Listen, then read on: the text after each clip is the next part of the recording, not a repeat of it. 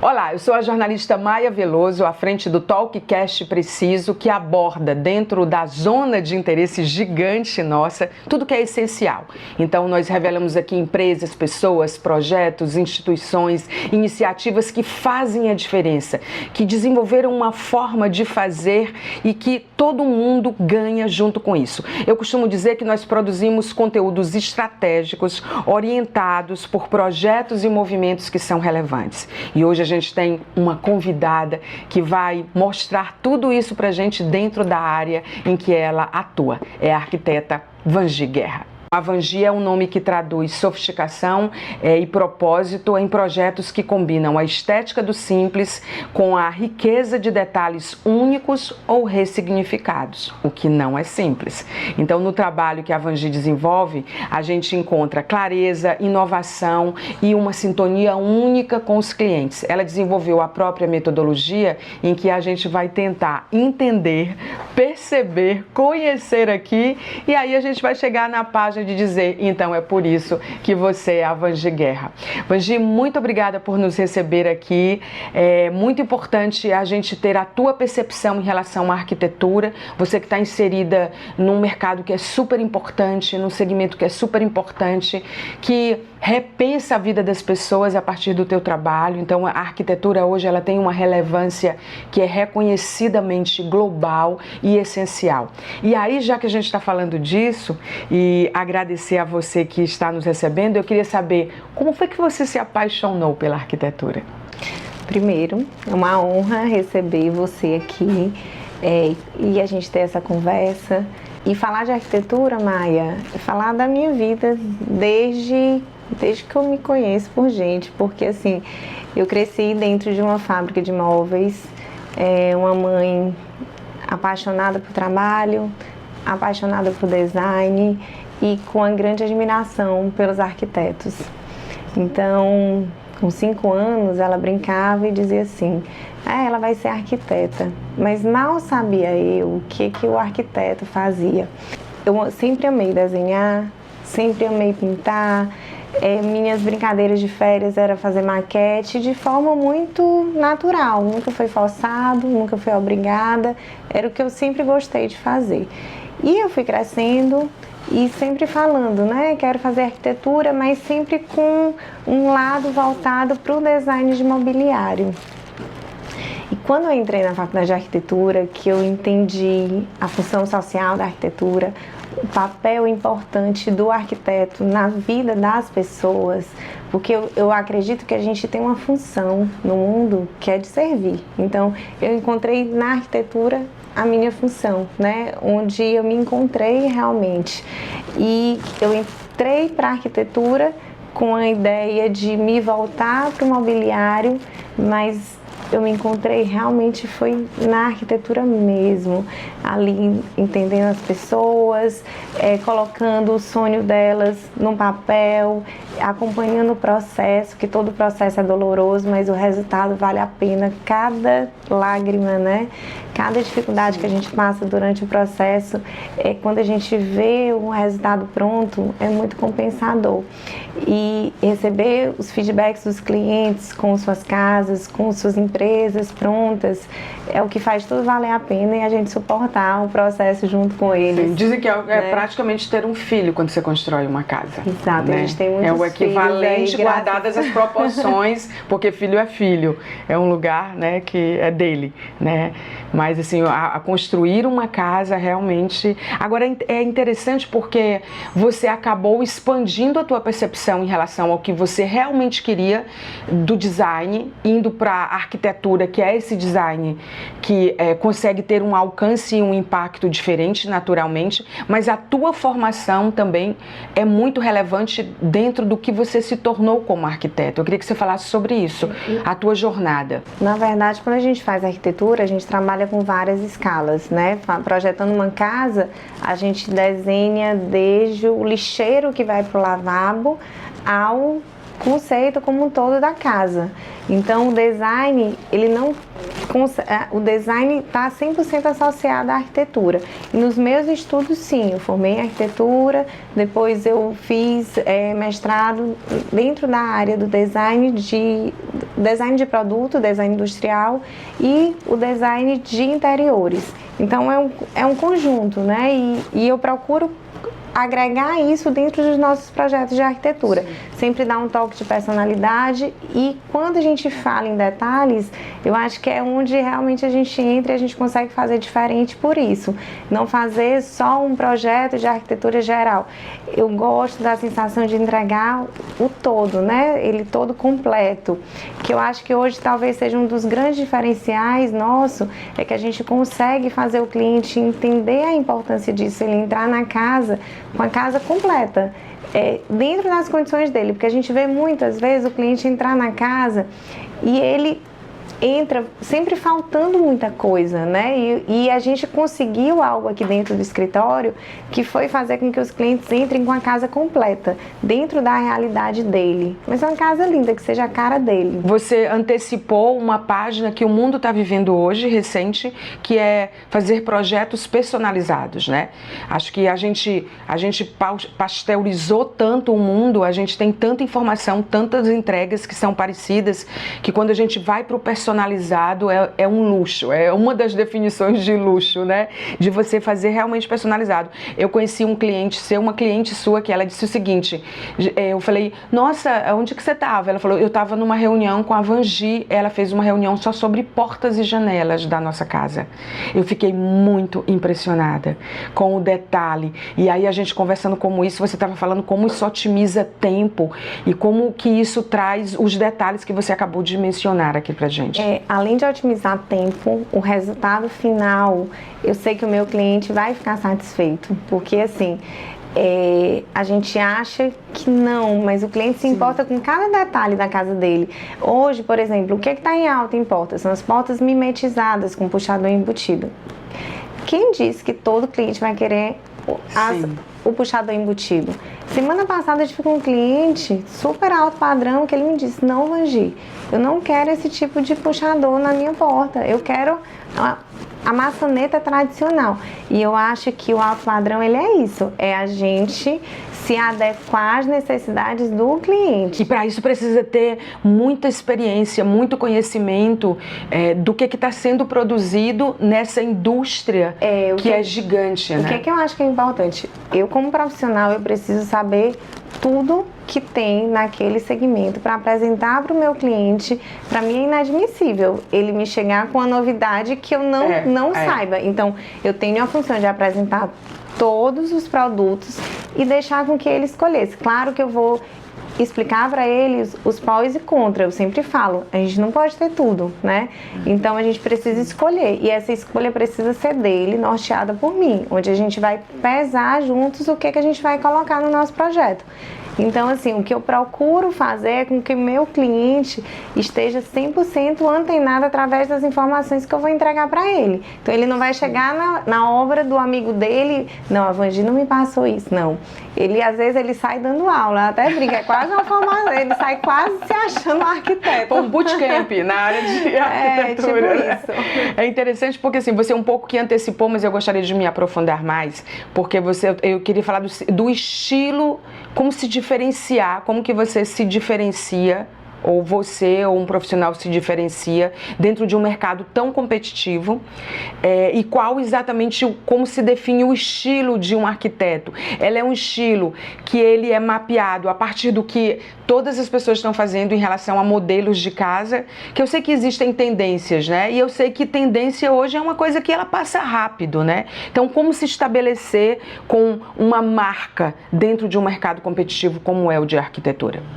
E o mercado de Teresina, a gente tem excelentes profissionais, né? A gente tem arquitetos maravilhosos no mercado e entrar no mercado e hoje estar entre os principais nomes de arquitetura, eu fico muito honrada quando eu vejo os meus colegas, o trabalho dos meus colegas, mas a minha busca pelo meu destaque foi um conjunto, Maia. Eu acredito assim, sempre estudando, procurando o melhor, tanto na parte de materiais para oferecer para o meu cliente, quanto de processo de projeto mesmo, ele aqui dentro do meu escritório, ele se sentir cuidado, sentir que está com alguém que é extremamente antenado, que pesquisa, que estuda, porque isso desde muito nova, o estudo ele está na minha essência, eu estou sempre me atualizando, estudando, porque eu não acredito em crescimento sem conhecimento.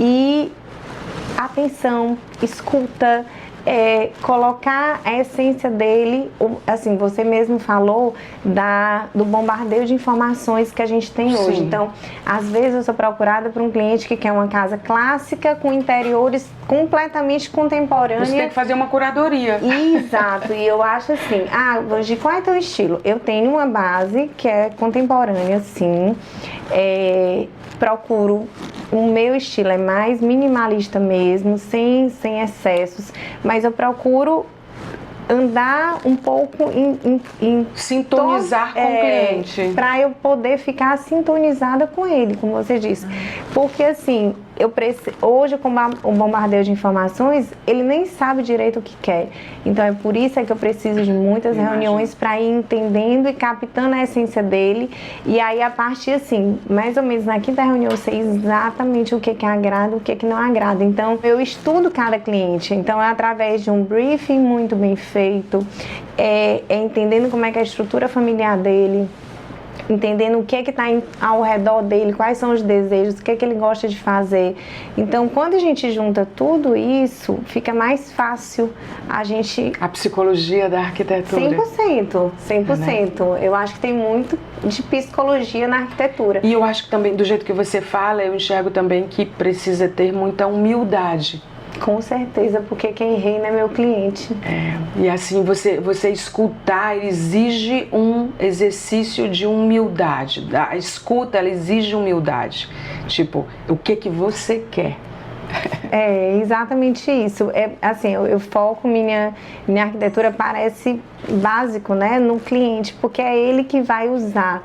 Mas não tem como eu desassociar o cliente, eu impor. Claro que a gente tem uma visão do que funciona, claro, né? Técnica, né? Profissional. Isso, e muitas vezes o cliente me chega pedindo aqui coisas que eu sei que não vão funcionar, e aos poucos, com paciência, que eu acho que talvez essa seja um grande diferencial meu, é de fazer o cliente, eu não imponho, eu faço o cliente chegar àquela conclusão. É meio que uma psicologia, porque você conversa com o psicólogo e no final, quem tira as conclusões é você mesmo, né?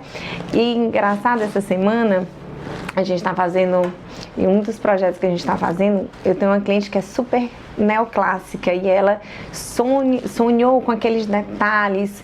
E assim, eu trabalho com neoclássico, mas quem me conhece sabe que é bem ponderado, sabe? É sem excessos, porque eu acredito na arquitetura atemporal, né? Onde quanto mais elementos, mais informações, você vai cansando daquilo. E fica mais sustentável, né? Ela é perene, né? Com certeza. E assim, eu não quero fazer um projeto e daqui a 5 anos o cliente me procure para mudar tudo, não quero, tá? Então, eu procuro até na escolha dos materiais a gente fazer algo que tenha uma durabilidade não só de resistência, mas que você não canse. E isso foi com a maturidade que a gente vai entendendo também. E aí essa cliente, ela queria muito um piso muito marcado, ela queria um piso polido, e aí eu fui explicando para ela, ela disse, não, a gente de jeito nenhum, eu quero, é meu sonho. Eu disse, se é seu sonho, a gente vai colocar o seu sonho, eu só preciso que você entenda as consequências do seu sonho. Então faça uma pesquisa. Ontem eu recebi uma mensagem dela, mas você tem 100% de razão. Então assim, é um colocar alívio. O cliente para pensar até pelo próprio bem dele. Mas eu fico imaginando que você, talvez, quando você fechou todas as etapas, né? Eu acho que você tem o perfil da arquiteta que olha e diz assim, o que eu não estou fazendo, o que eu não estou vendo, o que não foi feito ainda.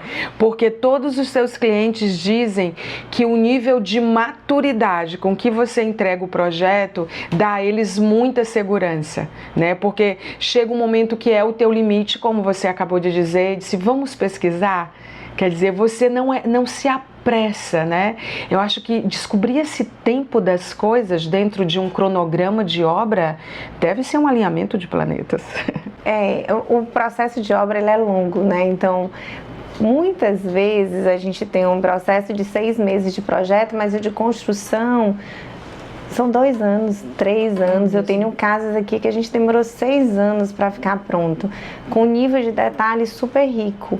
Então, o tempo de processo vai permitindo o amadurecimento, tanto meu quanto do cliente, né? Sim. Então, assim, algumas definições eu vou deixando para a gente tomar quando eu vejo que não vai para um lado, que eu sei que não vai ser satisfatório, eu vou aguardando, porque às vezes até eu posso mudar o meu ponto de vista. Sim.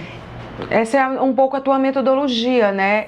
Eu acho que a tua metodologia, para mim, está ficando claro que é colocar esse cliente no centro naturalmente, mas refletir junto com ele. Exato, exatamente, mas é isso mesmo.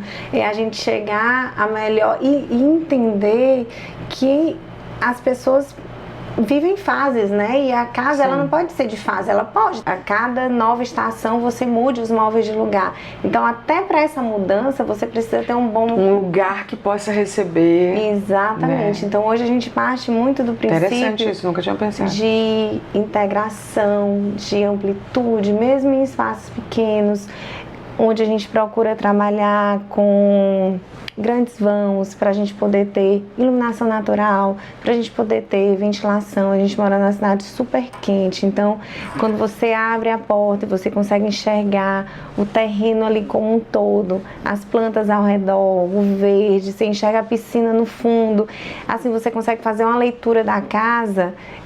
Isso que ela você te traz sente, paz. Isso. Né? Isso. Porque ela, talvez você está falando aí do projeto, eu fico pensando que é tipo você enxergar aquilo que talvez a vida não está te proporcionando pela correria. E praticidade. Você respirar, né? E aí você está me levando para uma outra página, que é a questão das causas dentro da arquitetura. Você acabou de falar de algo que para mim tem tudo a ver com saúde e bem-estar, que são causas que devem ser levadas em conta dentro de um projeto, não? Isso, saúde e bem-estar. Hoje, a procura, pós-pandemia, a procura por academias dentro da casa é super grande, saunas. Então, a casa passou a ser uma estrutura que oferece esse item que faz parte da qualidade de vida também, né? Sustentabilidade, né? Meio ambiente, juntas, né? Então não tem como a gente... porque a sustentabilidade a gente precisa entender que o que é a sustentabilidade é tudo que reflete o impacto ambiental. E a construção civil, ela hoje é um dos grandes geradores que vai causar esse impacto, né? Então a gente tem que pensar como é que a gente pode facilitar essa obra. A gente mora no Piauí, um estado pobre, a gente ainda não tem acesso a tantas tecnologias, mas muita coisa já chegou até nós. Então assim, no projeto, como é que a gente pode trazer a sustentabilidade? A própria eficiência energética é um item que pode agregar ao projeto. E é muito simples, através de janelas, vãos que permitam... Isolamento térmico, né? O isolamento acústico térmico, o uso das telhas termoacústicas, que hoje assim é um item que não dá para você construir uma casa usando telha metálica, né, numa cidade como a nossa. Então isso a gente vai na escolha do forro, um forro com proteção. Hoje a gente tem clientes que eles já tem assim um conhecimento disso e já buscam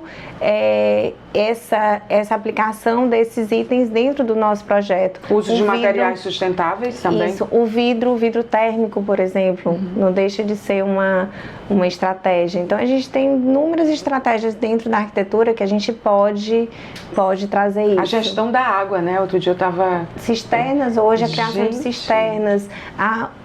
Tem coisas simples como o vaso sanitário de 2 botões, entendeu? E isso é uma forma da gente gerar a sustentabilidade dentro do nosso projeto, porque o consumo de água passa a ser menor. Então tem uma série de recursos. A própria conservação da natureza, a gente fazer um projeto e a gente não derrubar uma árvore. Coisa mais linda, a gente tem projeto com a árvore dentro do espaço. Isso enriquece o projeto, cria um desafio, a gente sai daquela coisa do igual, né? E eu acho que você falando assim, fica claro que você não se restringe a cumprir certificações e normas ambientais que hoje são obrigatórias, né? A gente procura ir além. Exatamente, né? Eu percebo que nos teus projetos você faz um letramento da importância de se adotar determinados materiais. Quer dizer, você conversa com o teu cliente e explica por que é importante fazer aquilo. E é por isso que a conversa é tão importante, Maia, porque a gente faz com que o próprio cliente ele chegue a esse... Ele peça isso pra gente, não fica aquela coisa imposta, porque eu acho que é muito complexo. A gente está trabalhando com sonhos, a gente está trabalhando com a renda. Hoje em dia tudo em construção civil é muito caro, então a gente tem que ter muito cuidado para que aquela escolha que a gente fez o cliente ter seja extremamente assertiva. Então eu tenho muito respeito e muito cuidado com cada item que a gente especifica, porque é muito valor envolvido. E pensar no futuro, né? Acho que tem um exercício de futuro, por exemplo, acessibilidade e inclusão. Sim. Você tem que pensar no futuro. As pessoas, todos nós envelhecemos. E a acessibilidade é um item básico, Será né? que não vai ter alguém com cadeira de roda nessa casa um dia? Será que tudo vai ser escada? Será que tudo vai ter desafio ou vai ser tudo plano? Os teus projetos, a gente olha e a gente vê claramente que você expande ele ali, né? Para pensar o futuro daquela família, o futuro daquela empresa, o futuro dos clientes que frequentam aquele lugar, no caso de empresa. Hoje as normas facilitaram muito isso, porque quando você segue o básico, né, você meio já que coloca um mínimo de acessibilidade. Mas o que a gente procura colocar nos nossos projetos sempre? Abertura dos vãos, sempre 80/90 para passagem de cadeira de rodas. A gente faz sempre a previsão de elevador. Se não faz, pelo menos conscientiza o cliente dessa importância. Claro que ali a gente está tirando de algum local um pouquinho uma metragem, um 2x2, 4 metros quadrados reservado para esse espaço. A gente procura passar para o cliente a importância disso, de separar isso, porque hoje não tem como a gente fugir. E a vida segue. Né? E a gente não consegue prever o futuro. Então, você faz uma casa maravilhosa sem acessibilidade, né? Às vezes faz só um quarto embaixo, mas aí não vai te garantir visualizar a tua casa no pavimento superior. Antigamente, a gente via muitas casas adaptadas ao terreno, né, com muitas escadas. Então, hoje, é um ponto de partida, não só meu, como eu acredito que a grande maioria dos arquitetos da nossa época, hoje a gente projeta pensando no futuro e pensando nessa acessibilidade, buscando um nível único, sem degraus. Hoje a gente nem coloca mais, sabe, aquele nívelzinho que a gente tinha do banheiro para a sala. Hoje a gente procura fazer sempre uma coisa só. É pensar no futuro, não dá pra gente fingir que o amanhã não tá aí. É por isso que a gente olha também, por exemplo, a gente vê que entre os stakeholders, as empresas, as marcas que trabalham com você, você faz a escolha daquilo que também está sendo sustentável. Então, todo o material que você usa, revestimentos, né? A gente vê que são coisas de... E durabilidade, não né? só de durabilidade, coisas que duram uma vida. Por isso que talvez dentro da tua metodologia o minimalismo ele seja importante e as marcas se associam à tua visão, né?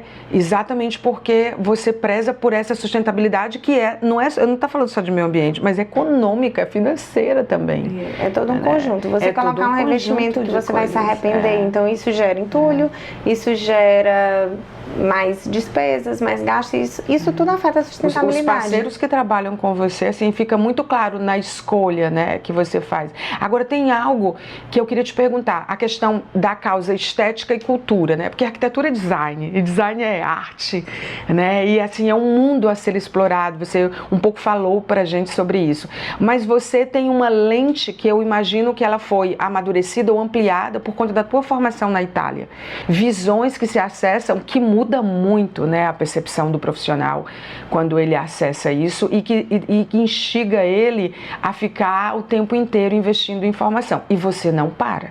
Tinha algumas coisas que me marcavam muito na arquitetura, na arquitetura da Europa como um todo, principalmente com relação a acabamento, que assim, um acabamento extremamente primoroso, e a forma de planejamento dos interiores. Era tudo muito bem pensado, você não via excessos. E quando eu retomei aqui, eu tive um pouco de dificuldade em trabalhar com arquitetura, porque eu sempre acreditei em espaços otimizados. Eu nunca achei, a gente vê pelo meu escritório hoje, que é um escritório pequeno, de estrutura pequena, mas com grandes projetos, graças a Deus, sim, porque eu sempre você faz aquilo que você fala, né? Eu sempre acreditei em espaços extremamente otimizados, bem trabalhados, para a gente não ter excesso de espaço à toa, sabe? Porque cada metro quadrado, isso altera o orçamento. E o recurso também é mais... Às vezes vinha... Ele precisa ser iluminado, ele precisa ser limpo, isso, ele precisa... Então eu preferia trabalhar em áreas menores e usando tudo de extrema qualidade.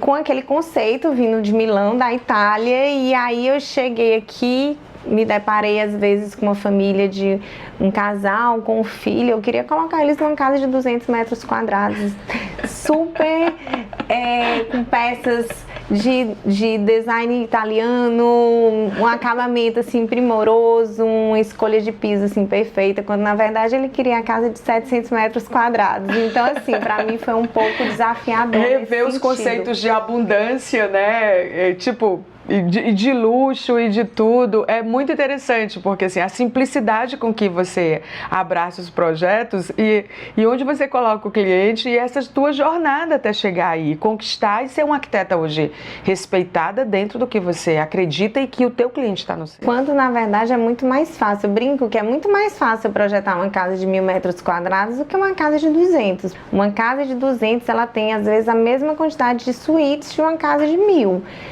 É muito mais complexo a quantidade de detalhes que a gente precisa fazer e fazer funcionar, colocar aquela tríade da arquitetura que é estrutura, função e estética dentro de uma casa de 200 metros quadrados é muito mais complexa do que uma casa de 1000. Eu lembro que eu estava fazendo um talk show na Casa Co, eu quero já falar sobre a Casa Co, e você era uma das convidadas e alguém falou sobre algum projeto de 1000 metros quadrados e a gente brincou no palco, quem ia fazer, né, esse projeto de 1000 metros quadrados, você olhou assim como quem diz pra que o projeto de 1000 metros quadrados, né?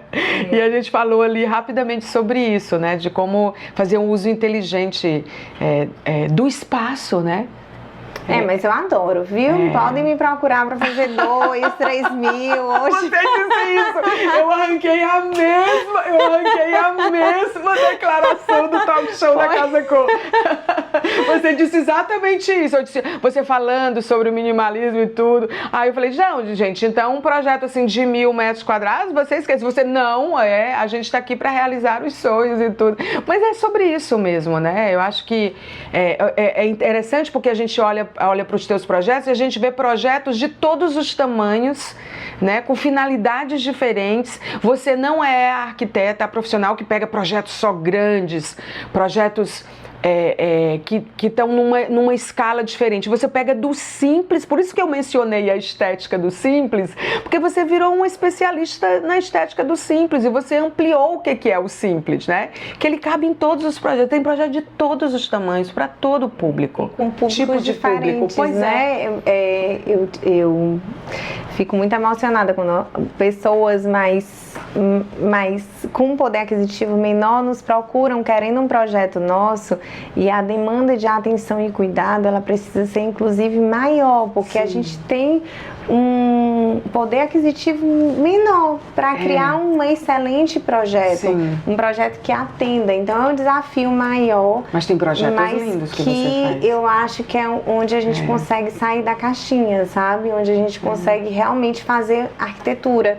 Porque é muito fácil quando a gente especifica o produto mais caro, coloca o mobiliário assinado, assim, não tem, né, como ficar, tem como dar errado, mas assim, é outra pra lógica, gente, né? Assim, eu acho que Deus dá dons pra gente, né, e eu encontrei na arquitetura realmente o meu dom, porque eu desenvolvo uma casa, eu desenvolvo um layout, um projeto, é muito simples que flui, sabe, Maia? Até meu próprio time, quando eles veem a coisa nascer, eles ficam assim impressionados, porque é muito fácil. É por isso que eu acredito realmente nos dons que Deus dá pra gente. Você tem inclusive muitos projetos fora do Piauí, né? Em outros estados do Brasil, né? Eu acho que hoje 30% dos nossos projetos são fora do Piauí. A gente atende interior do Piauí, a gente atende Maranhão, Ceará, a gente está em São Paulo. E a ideia, assim, alguns anos atrás, a minha ideia era expandir realmente para o Brasil. Depois a nossa demanda no Piauí foi ficando muito grande e aí eu precisei realmente focar na minha estrutura aqui e focar em Teresina, mas esses projetos paralelos sempre aconteceram. E hoje, os nossos planos de futuro são voltar a esse pensamento de, quem sabe, até para fora do Brasil, né? Sim, que é um sonho. faz total, e hoje faz total sentido. Em nenhum segmento, em nenhuma área, isso é mais impossível. Né? Isso foi algo que a pandemia trouxe pra gente, né? E flui muito bem. Eu tenho projetos fora que eu fiz uma visita. E assim, o cliente é extremamente satisfeito. Então isso é dever cumprido.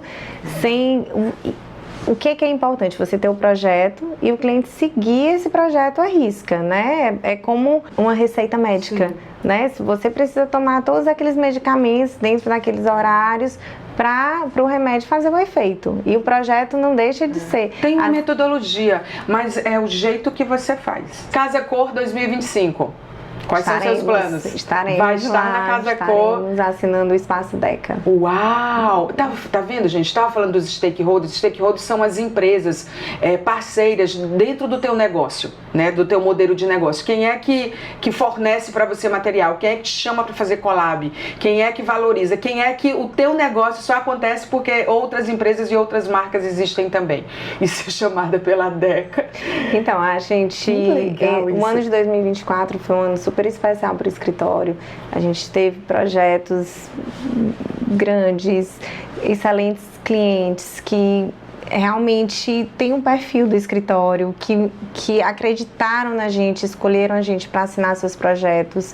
E é sempre um sonho, assim, é um sonho realizado a gente ter projetos no nível que a gente tem hoje. Eu vou resumir isso aí numa frase. A Deca chama os melhores. As grandes marcas, eles mapeiam, eles têm um mapeamento de profissionais no Brasil que é incrível.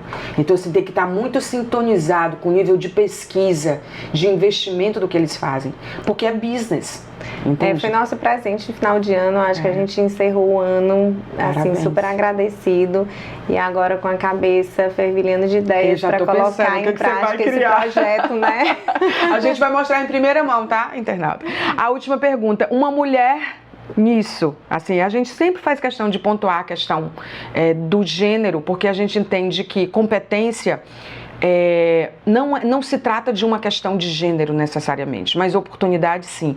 E ter uma mulher como você na arquitetura, que representa outras mulheres igualmente brilhantes, né? E que você também tá ali junto, é super importante. Então, assim, a mulher na arquitetura podia parecer algo que fosse, claro, que é óbvio, né? Porque arquitetura, design, arte, aquelas associações fáceis que nós mulheres éramos submetidas. Ninguém pensa que a arquitetura é matemática também, é física também, é visão.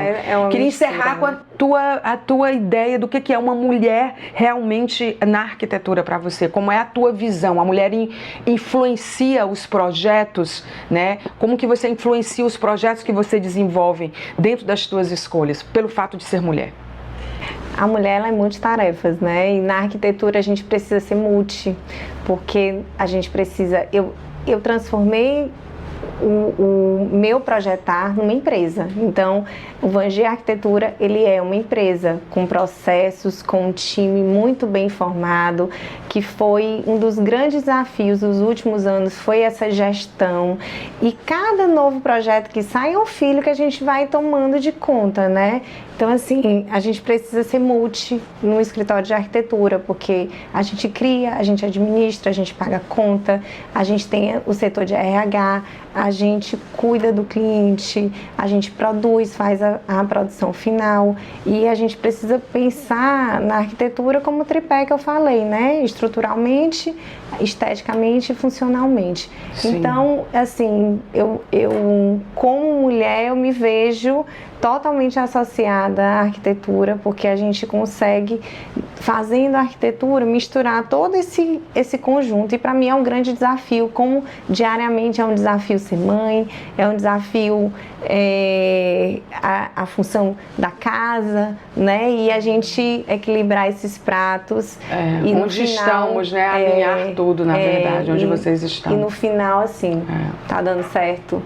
Eu acho que é o maior presente. Muito bom. Gente, o que é mais incrível do trabalho que eu faço, que é um privilégio, é desvendar pessoas que a gente conhece só até a página 5 e que a gente não imagina que por trás de uma mulher tão talentosa, tão competente, tão bem-sucedida, e ela entende o bem-sucedido como uma coisa que se constrói todo dia, né? Quer dizer, ela não descansa, ela não para de investir, de pensar, mas acima de tudo, é uma mulher que tem essa visão, sabe, assim, eu acho que revelar essas pessoas, né, que estão por trás desses trabalhos que a gente conhece, para mim é um privilégio imenso. E as pessoas não imaginam a tua simplicidade, acho até que imaginam, porque você conhece muita gente, mas assim, tá claro que você é uma profissional absolutamente humanizada, com muita pegada de essencialidade, que é o que a gente busca aqui dentro do Preciso, dos temas que a gente adota, né, e muito consciente, né, do que você representa dentro disso e do que você tem e do que você não tem, o que torna você mais incrível ainda.